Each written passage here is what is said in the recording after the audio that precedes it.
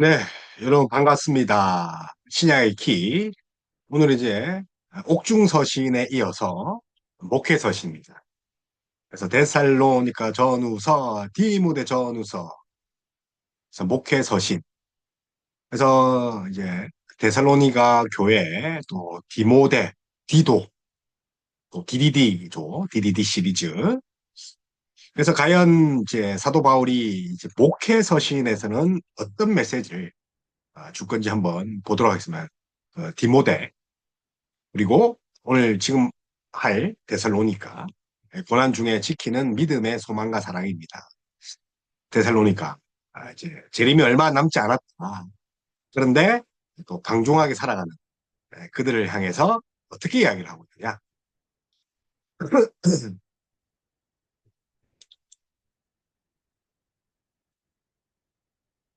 자, 그래서 오늘 이제 고난 중에 지키는 믿음과 소망, 이 데살로니가, 그래서 목적입니다.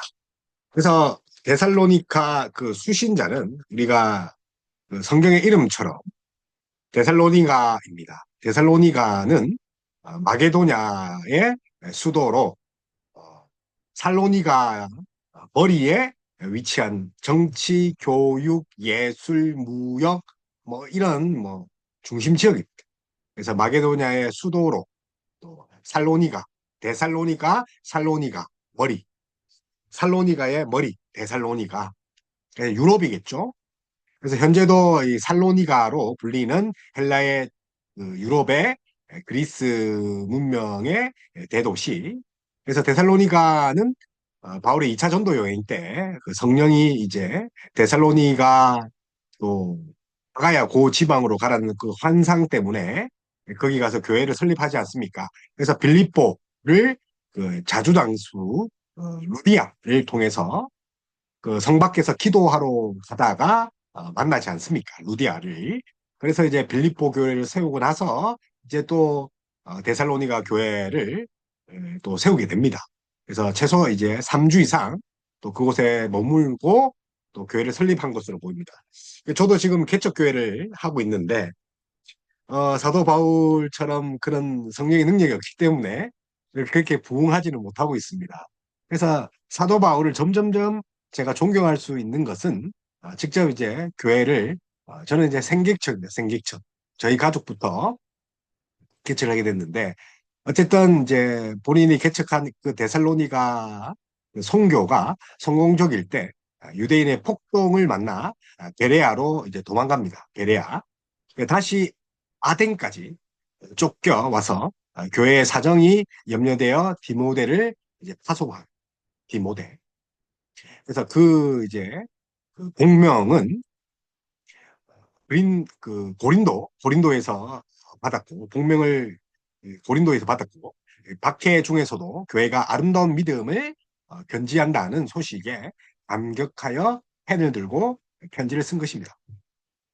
그래서 바울의 이제 첫 서신이라고 합니다.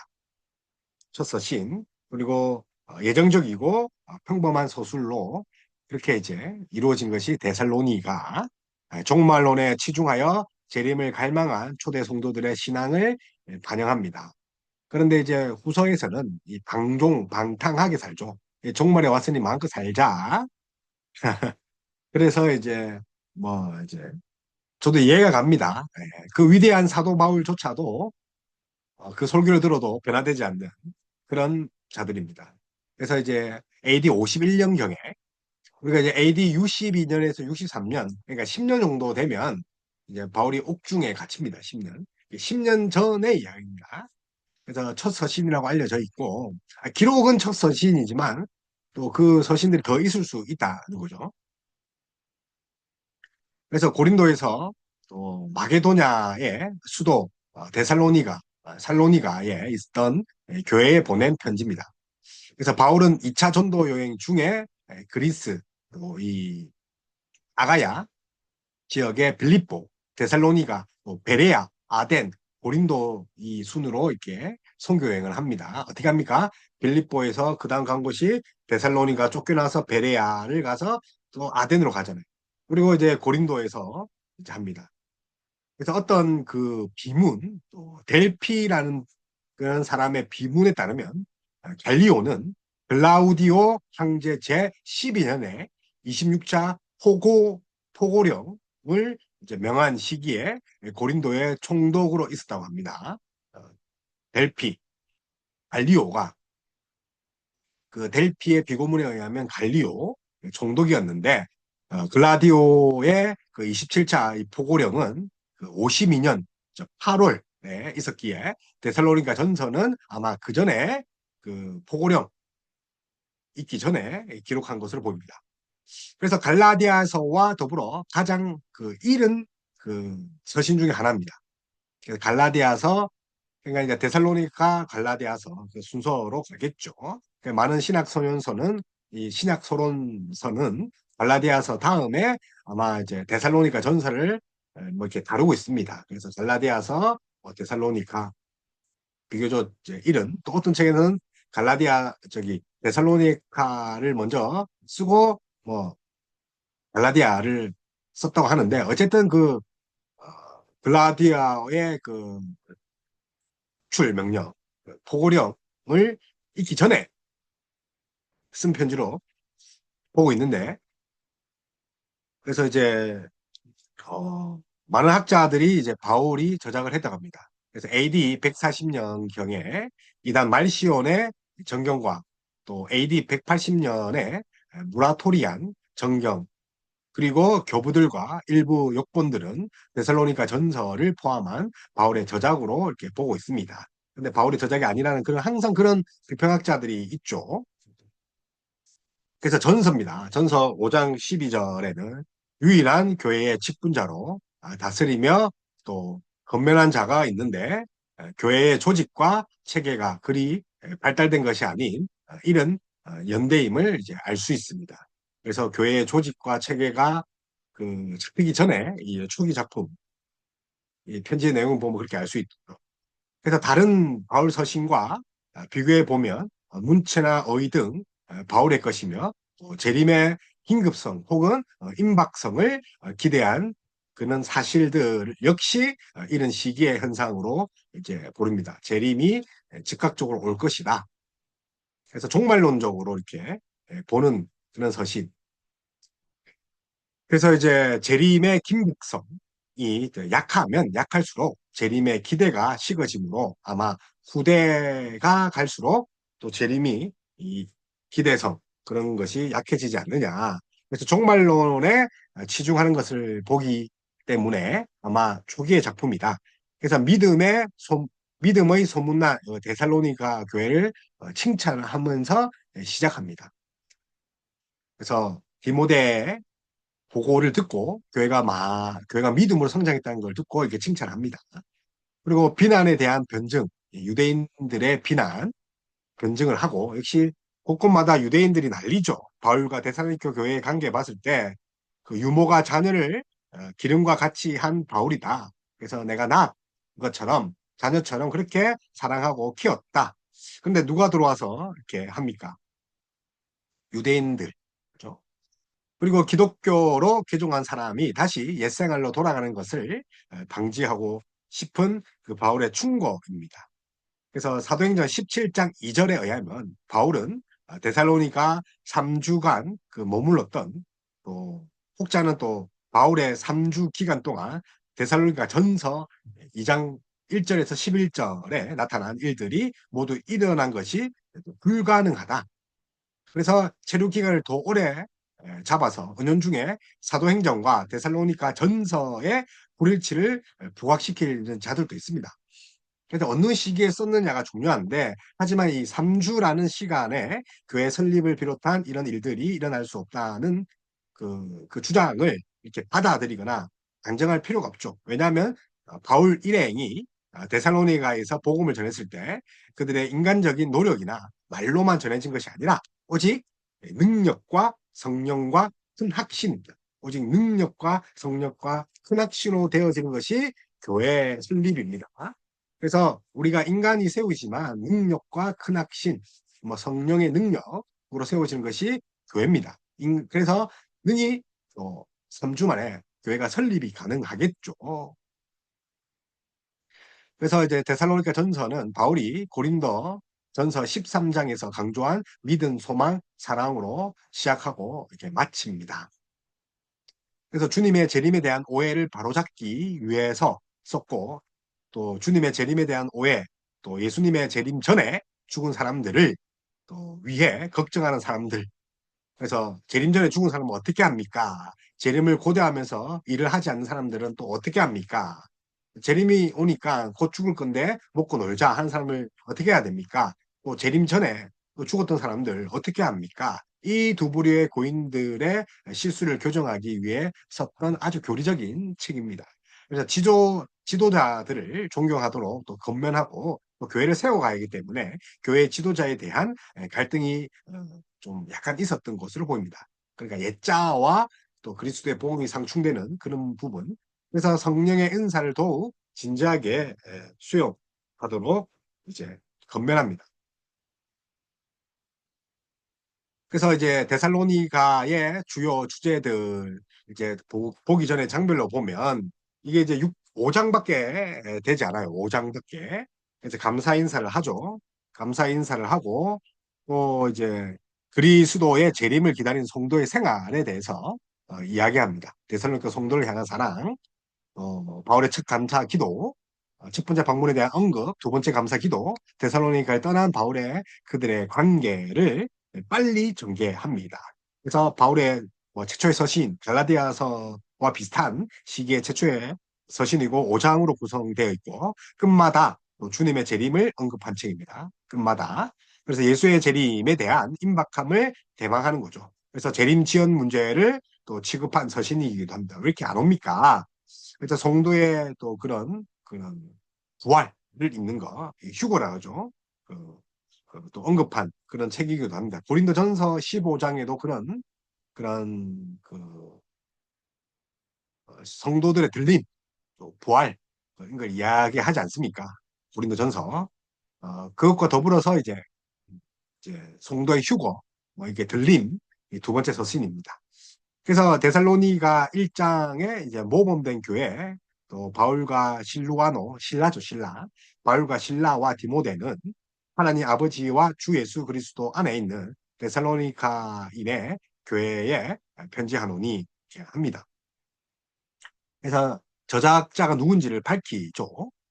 그리고 이제 바울이 이제 모범 교회를 이야기하고 또 모범 사도에 대해서 합니다. 그래서 그 우리가 너희 가운데 어, 들어간 것이 헛되지 않은 줄을 너희가 친히 아나니 우리가 먼저 빌립보에서 고난과 능욕을 당하였으나 우리 하나님을 힘입어 많은 싸움 중에 하나님의 복음을 너희에게 전하였노라.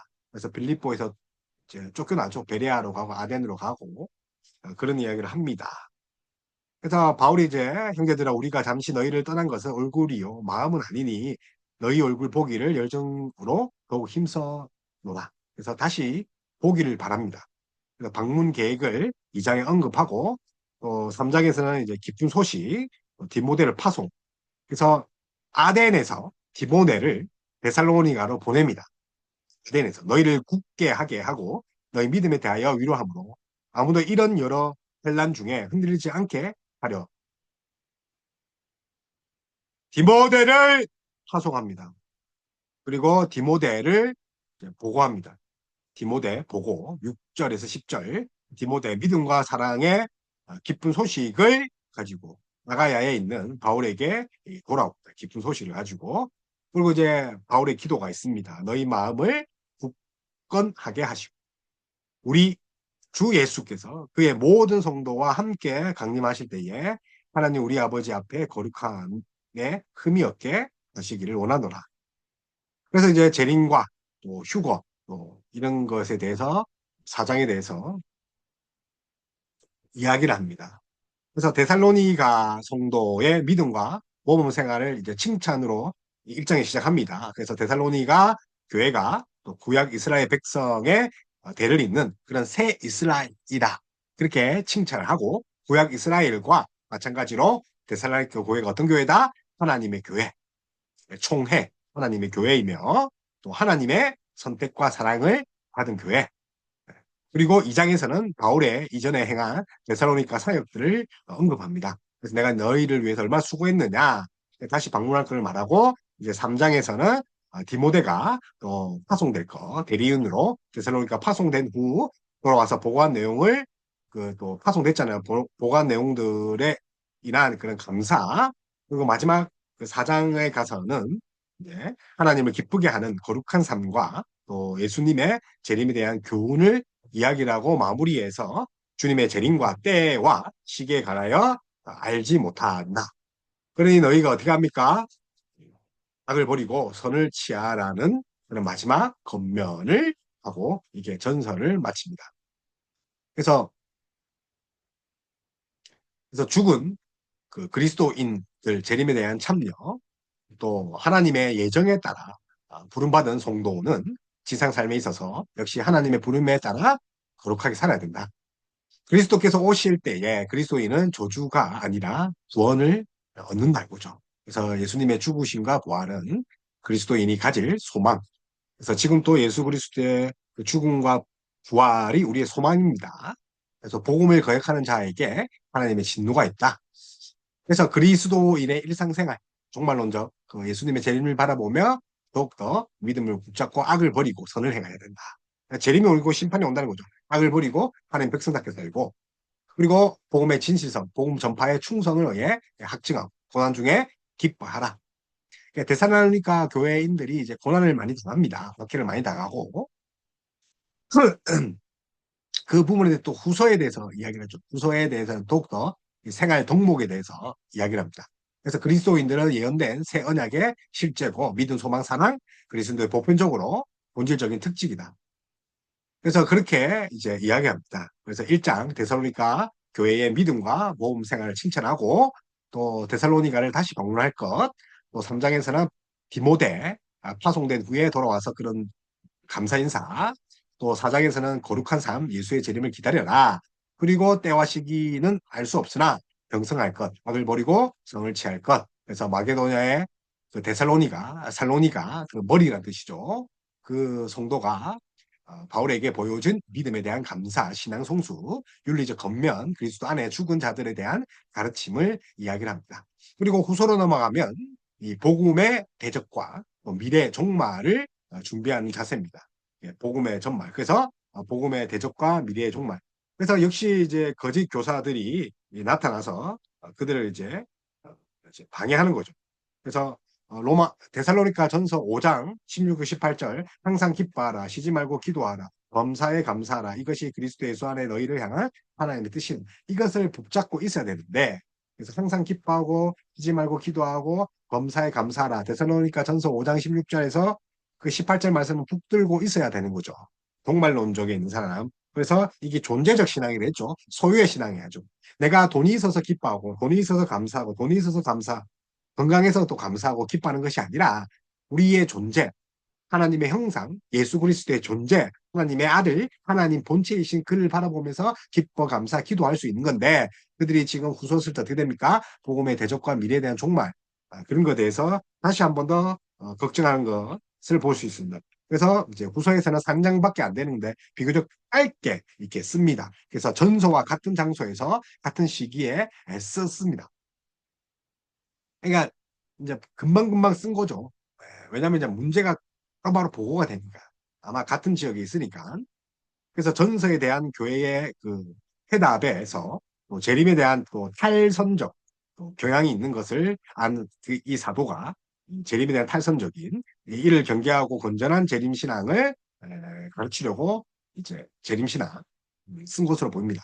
그래서 바울과 데살로니가 교회의 유대 관계 또 거룩한 삶의 초청 또 파루시아의 관점에서 또 오신다는 거죠. 그리고 또 본 종말론적 그런 그래서 전서와 또 같으나 전서의 전적 또 예정 그 애정적인 분위기가 엄한 또 교훈조로 된 것을 이제 볼 수 있습니다. 그래서 좀 친교적으로 유순하게 적었다면 이제 후서에서는 사도 바울은 좀 약간 엄히 다룬다. 두 번째, 좋은 말 해서 안 들으니까 항상 기뻐하고 감사해야 되는데 말을 안 들으니까 그래서 말세를 만난 그리스도인들이 가져야 할 지식을 이야기를 합니다. 여러 가지 또 말세 11가지 제약들이 나와요. 한번 그뭐 3장에 보고 읽어보시면 이제 있는데, 그래서 무질서하고 나태한 자들을 바로잡기 위해 썼다. 그래서 주의 재림의 날에 대한 교훈, 또 말하기 싫거든 먹지도 말게 하라. 일하기 싫거든. 그러니까 또 빙둥빙둥 노는 사람이 있어요. 일하기 싫거든. 얼마나 꼴보기 싫겠습니까? 그래서 문화인사, 감사인사를 드립니다. 그래서 기록한 지 얼마 되지 않아 52년경에 또 이제 붓을 들죠. 그래서 그 데살로니가 전서를 쓴 직후에 또 거짓 교사들이 출연하여서 데살로니가 2장에 보면 있습니다. 아직 도래하지 않은 주의 날 그 이후에 2장에 보면 바울의 주장과 그 구분에서 또 거짓 교사들이 또 출연합니다. 그래서 전서에 대한 오해가 발생했죠. 재리 그러니까 발생했으니까 이제 재림에 대해서 이제 오해를 한 거죠. 그래서 지체함 없이 시속하게 후서를 써서 보낸 거죠. 그래서 일부 학자들은 뭐 데살로니가 후서가 먼저 기록된 걸 그런 이야기를 합니다. 그러나 후서보다 전서에 묘사된 교회의 상황이 더 성숙해 보입니다. 그래서 후서보다 전서에 묘사한 그 교회의 상황이 더 성숙해 보입니다. 그러니까 그렇게 봤다는 거죠. 그래서 아마 후서가 먼저지 않겠느냐. 근데 이제 내용상으로 보면 이제 전서가 먼저죠. 재림을 이야기하고 재림을 오해하고 또 디모데가 편지를 전달한 그런 사이가 있기 때문에. 근데 이제 뭐 이제 비평학자들은 이제 전서가 더 교회가 성숙한 것처럼 보이죠. 아니죠. 처음에는 문제가 없죠. 그러니까 문제가 없으니까 성숙해 보이는 거죠. 근데 가면 갈수록 문제가 생기는 거죠. 그래서 또 뭐 여러 가지 이야기합니다. 연대가 아니라 길이 순서로 또 신약의 서신이 배열되었기에 또 전서가 정경 순서상 앞에 온 게 아니냐. 뭐 이렇게 길이로 볼 때 긴 게 앞에 온다. 그러니까 전서에는 또 환난이 끝난 것처럼 또 언급되지만 후서에는 여전히 환난이 예상된다. 뭐 이렇게 합니다. 그러나 전서가 위로와 격려를 위하여 기록되었다는 거죠. 기쁨에 기쁘죠. 믿음에 데살로니가 전서 보면 데살로니가인들의 그 믿음을 칭찬합니다. 어느 정도 한란은 여전히 기대가 있는 거죠.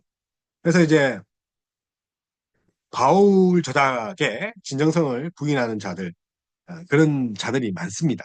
예, 그런 자들의 종말론을 보면 데살로니가 전서와 후서는 종말론에서 또 다르다는 주장을 합니다. 종말론에서 다르다.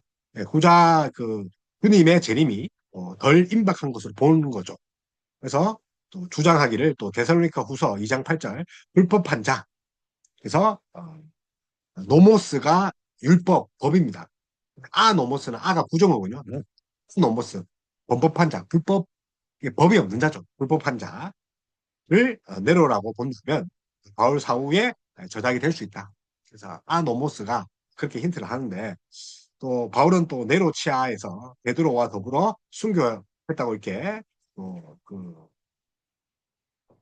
그 기독교 그 유대인들의 그런 그 전통으로 이렇게 이야기되어 있지 않습니까? 그게 전설상으로 전해지기 때문에 뭐 그렇지 않느냐 그런 이야기를 합니다. 그런데 이제 보면 그 종말론의 차이를 또 부각시키는 이 주장에는 또 무리가 나는 거죠. 그러니까 전서가 기록될 때에 발생하지 않았던 문제에 대해 우선은 답변을 해야 했기 때문에 또 종말론이라는 할지라도 그 강조점은 다를 수 있다는 거죠. 그래서 뭔가 성숙하고 또 전서에 없던 내용이 후서에 있다. 그렇게 해서 전서가 먼저 나와야 되지 않는, 후서가 먼저 나와야 되지가 아니라 전서와 후서 사이에 또 문제가 이제 발생해서 디모데에게 이제 전달받은 거죠.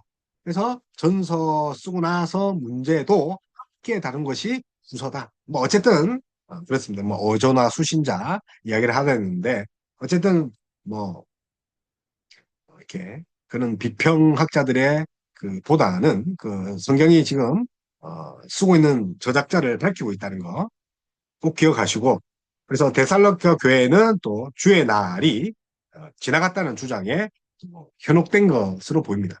그러니까 전서 쓰고 나서 주의 날, 그 재림의 날이 지나갔다고 이렇게 본 거죠. 그런 문제가 또 발생했다는 거, 그 사이에.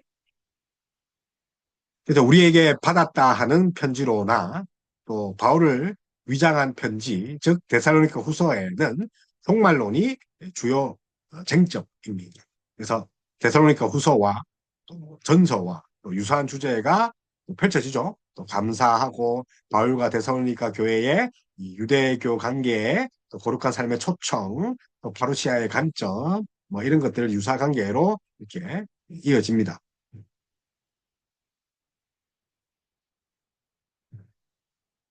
그래서 예수님이 재림하실 때 하나님의 어려운 심판이 완전히 계시될 것이고 또 그리스도의 영광을 공유할 자는 그리스도인밖에 없다. 그래서 파루시아 이제 재림하시고 그 그리스도의 재림 국문에 이전에 불법한 자와 반역이 발생한 것이고 또 그리스도인은 동료 또 그리스도인을 사랑하며 옳은 길을 걷도록 이렇게 해야 된다. 그래서 예수님의 재림 때 하나님의 어려운 심판이 완전히 계시될 것이다. 그래서 그리스도인들은 그리스도의 영광을 공유할 것이고 또 동료들을 사랑하고 그리스도의 그 방문 이전에 불법한 자와 반역한 그 반역이 발생할 것이다. 그래서 이제 그 장별로 보면 그 인사 그리고 재림 그리고 공의로운 심판, 환난과 핍박, 격려와 칭찬이 있습니다. 환난과 핍박. 그리고 2장에서는 적그리스도, 적그리스도 출현이 1장에서, 1절에서 12절 있습니다. 그래서 영으로나 또는 말로나 또는 우리에게 받았다 하는 편지로나 주의 날이 이르렀다고 해서 쉽게 마음이 흔들리거나 두려워하거나 하지 말아야 한다는 것이다. 그래서 주의 날, 그래서 배교하는 일이 있고 저 불법의 사람 곧 멸망의 그 거짓 선지자, 거짓 교사들, 이 멸망의 아들이 나타나기 전에는 그날이 이르지 아니하리니 그래서 불법의 사람에 대한 묘사, 주의 날 도래에 대한 징조, 이런 난리와 난리, 환난과 핍박이 있을 것이다. 그래서 구원의 선택, 그래서 살아가시는 형제들아, 우리가 항상 너희에 관하여 마땅히 하나님께 감사한 것은 하나님이 처음부터 너희를 택하사 성령이 거룩하게 하심과 진리를 믿음으로 구원을 받게 하시니라. 그러므로 형제들아 굳건하게 하소서. 말로나 우리의 편지로 가르침을 받는 전통을 지키라. 재림의 오해 이제 하지 말고 또 재림에 대해 잘못된 설교를 한 불법한 사람의 말을 듣지 말고 너희는 이제 깨어 있으라. 그래서 3장 그죠? 기도를 부탁하죠. 형제들아 너희는 우리를 위하여 기도하라. 그리고 게으른 자 그죠? 앞에도 좀 먹지도 말고 그냥 먹고 마시는데 또 올인하는 사람도 있었죠. 그래서 우리가 너희와 함께 있을 때에도 너희에게 명하기를 누구든지 일하기 싫거든 먹지도 말게 하라. 게으르게 행하여 일을 하지 않으면서 게으르게 행하여 일을 만들기만 하는 자. 입만 나불나불 일만 떠드는 자가 있죠. 교회에 지금도 그렇습니다. 그래서 이제 마칩니다. 그래서 전도할 때에 악인들로부터 구원해 달라는 기도 요청을 하고 재림에 대한 오해 인해 발생한 게으름을 이야기를 합니다. 그래서 불법의 사람, 멸망의 사람 지금도 그런 자가 있죠. 그래서 결론이 뭡니까? 사도 바울은 데살로니가 후서를 통하여서 미래 또 종말에 대한 권면을 제공합니다. 그리고 바울은 이미 활동 중인 불법의 사람에 대해서 그리고 예수님의 재림을 준비하는 올바른 자세를 권면합니다. 그래서 예수님이 언제 영적 혹은 육체적으로 방문을 하시라도 파루시아 성도는 사랑과 의를 신상 속에서 실천해야 됩니다.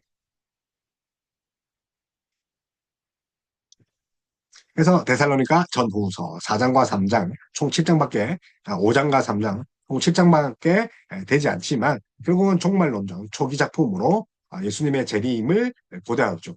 재림을 고대하는 건 사실 좋은 일입니다. 그런데 지금 시간이 많이 지났기 때문에 예수님의 재림이 안 이루어지고 있는 2000년을 지났기 때문에 점점 갈수록 재림 소망이 없어지고 있죠. 오히려 이제 데살로니가 이 사람들이 순수한 거죠. 그래서 이것을 통해서 우리가도 데살로니가인처럼 뭐 문제는 있긴 하지만 종말론적 실현이 진앙이 필요한 거죠. 예수님이 곧 도래하신다. 그럼 어떻게 됩니까? 사랑해야 되는 거죠. 그래서 오늘 여기까지 오늘 하겠습니다. 감사합니다.